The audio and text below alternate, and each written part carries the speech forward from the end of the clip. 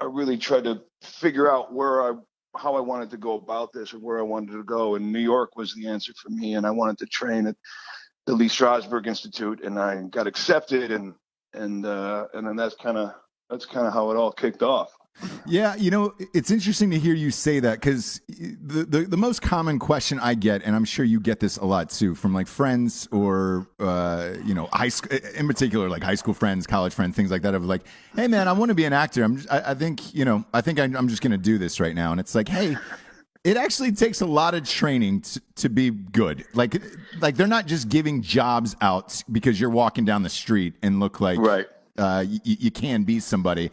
And nobody understands that it takes time, and it takes some form of teaching or classes to get you prepared to be a great actor in this world and to book jobs. It takes training. Yeah. I mean, like anything else, you wouldn't. And here's the thing: there's always anecdotal evidence of that one time somebody got plucked from a restaurant and put into a fucking movie, and they became a star or whatever, Right. And that's so odd, and it's so rare, and it's not. You'd have a better shot of winning the lottery. Yeah, like twice. Yeah, exactly. You know what I mean? Yeah. But it's because of that, people think that all they got to do is go get a picture taken of themselves, and they can just walk around LA passing it out, and that somebody's going to make them a star. And that's, God bless them, but that's absurd. And people wouldn't try that at the Metropolitan Opera, you know what I mean? Or they wouldn't try that as being a brain surgeon. Exactly. You want to be a brain surgeon? Yeah. Yeah, I think it sounds like fun. Okay, do you have any training? No, but I got a picture of myself. And I've seen a brain before. Yeah, exactly. Here's a scalpel. Give it a cut. Go ahead and give that brain a cut. I mean, so it comes down to an actor. An actor's got two things going for them when they're starting out, or with their entire career, really. It's, you have talent, and then there's craft. And they're two separate things. And your talent is it never gets bigger, it never gets smaller. It is what it is. It's been given to you by whomever hands these things out before birth. And your craft, though, is what gives whatever amount of talent you have a shape, and right. a voice and a malleability, and that on the other end can always get better. It can always get bigger. And therefore can utilize more, squeeze more out of whatever talent you have, be it big or large, it doesn't matter. So I think that studying the craft is fucking paramount.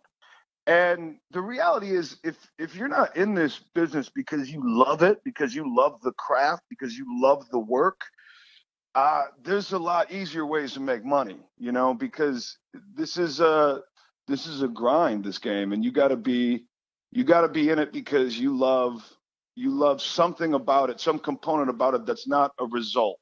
That's not a money or a fame or anything like that. It can't be results oriented. You got to love some part of the process to keep you going, man. Because otherwise you just, you burn out. Yeah, you burn out. Let me ask you, how much did you like living in New York? Because I was in New York. I went to NYU after Ohio State, and I fucking loved it. I didn't want to go to LA. I didn't want to go to LA at all.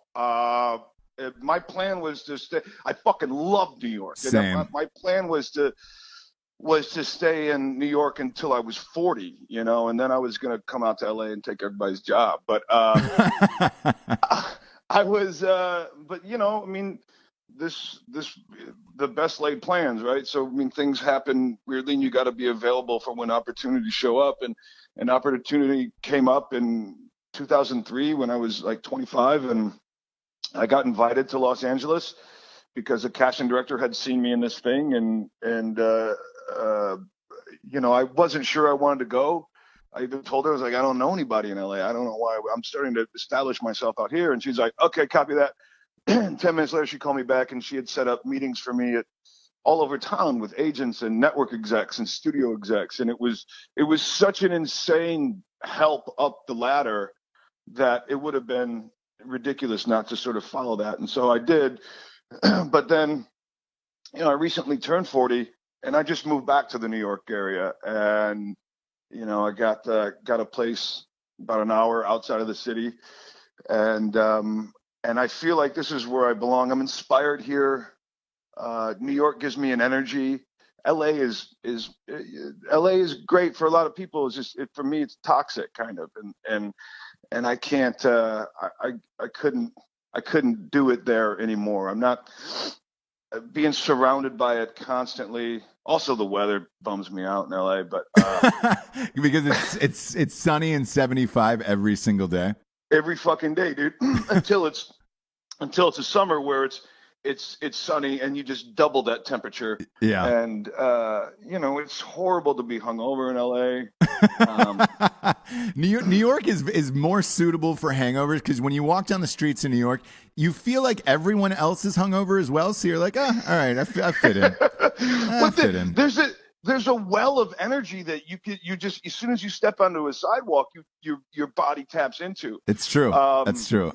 And it's also, look, I mean, my wife and I just went on Friday to go see Mark Rylance perform Farinelli and the King, and he's one of my absolute fucking heroes, one of my favorite actors of all time, favorite performers in any medium.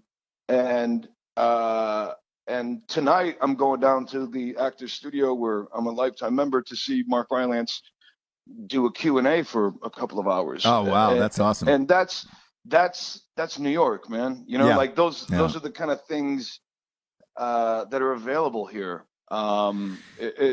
Just in terms of stoking inspiration and that kind of stuff is important for me, for my process.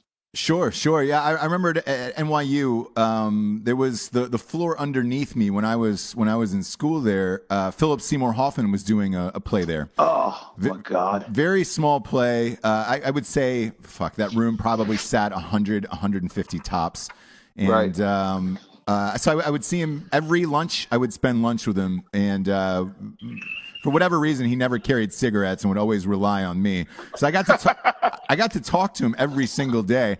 The fucked up thing, and we talked about acting and life and everything in between, and he was an awesome dude.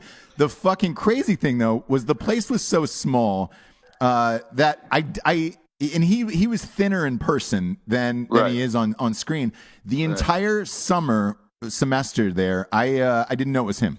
So I talked to this man every single day for an entire summer. Didn't know it was him until my last day of semester, and a sign went on a chalkboard on the sidewalk that just said, Philip Seymour Hoffman's new play opening night tonight. And I was like, no fucking way.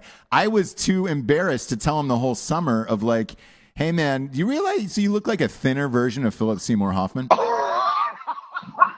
So I hung out with him an entire summer, and I just thought he was a cool guy who kind of looked like Philip Seymour Hoffman, was doing this like nothing play in New York, and I was just like, that's cool. I thought maybe it was like a one-man show or something he kept talking about, and it's one of those things because he was like, oh yeah, I'm Phil, and I was like, all right, cool. I would have thought a guy like that would have said, I'm Philip Seymour Hoffman.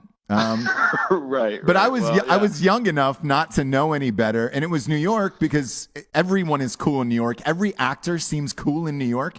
That nobody's throwing IMDb credits in your face. They're just kind of hanging out. Yeah, they're just kind of hanging out, talking about the process. And again, I talked to him about acting for an entire summer without him saying, "Oh, guess what? I'm Philip Seymour Hoffman." That's amazing. Yeah, that's fucking great, dude. But that's New York. That's New York. You know what? He probably appreciated that in a very real way too. That it was never like oh, dude, you're Philip Seymour. You know what I mean? Like he probably just appreciated the totally chill reality that you guys have created. Totally. I mean, there was a karate studio across the street, and there was these girls in there, and he was like, man, if I could find a hot girl who knew karate, that would be awesome. And I the majority of our time together, we talked about these hot girls in karate, smoking cigarettes, and acting, and he's just an amazing dude. But again, super New York, like that. That's how it is. Nobody really cares, and nobody cares about the fame or anything else. And it was great. And because the people here also respect actors and respect artists in general. And it's I think it's a product of a couple of things, but one of which is that there's people that do other things around here. You know what I mean? Yeah. Like it's not like LA is such a one industry place, And again, man, LA is just not my steez. Lots of people dig it, and that's awesome for them, and I hope they enjoy it. But you can have it. I'm over here on the East Coast where I feel I've returned from exile.